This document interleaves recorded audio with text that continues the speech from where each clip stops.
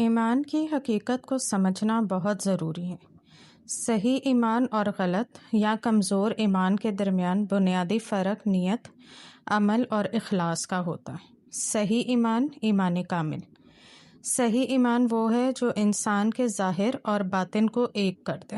اس کی اہم نشانیاں یہ ہیں: خلوص نیت، اخلاص، ہر کام صرف اللہ کی رضا کے لیے کرنا، نہ کہ لوگوں کے دکھانے کے لیے۔ دل و زبان کی یکسانیت، جو بات زبان پر ہو وہی دل میں ہو، اس میں منافقت نہیں ہوتی۔ مشکل میں صبر، حالات خراب ہونے پر اللہ سے شکوہ کرنے کے بجائے اس کی رضا پر راضی رہنا۔ نیک ایمان، صحیح ایمان انسان کو خود بخود نیکی کی طرف راغب کرتا ہے اور گناہوں سے دور رکھتا ہے۔ حقوق العباد کا پاس، سچا مومن دوسروں کے لیے سراپا رحمت ہوتا ہے اور کسی کو اپنی زبان یا ہاتھ سے تکلیف نہیں دیتا۔ غلط یا کمزور ایمان کی نشانیاں، اس سے مراد وہ ایمان ہے جس میں ملاوٹ، دکھاوا یا شک شامل ہو جائے۔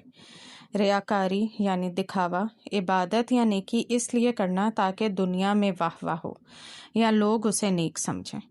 شک اور تذبذب، اللہ کے فیصلوں پر شک کرنا یا صرف فائدے کی صورت میں ایمان پر قائم رہنا۔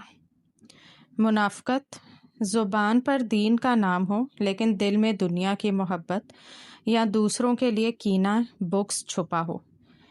خود غرضی، دین کو صرف اپنی ضرورت کے لیے استعمال کرنا اور مشکل وقت میں اپنے اصولوں کو چھوڑ دینا۔ غرور، اپنے آپ کو دوسروں سے برتر سمجھنا اور دوسروں کو حقیر جاننا۔ خلاصہ کیا ہے؟ صحیح ایمان وہ ہے جو انسان کے اخلاق کو بہتر بنا دے۔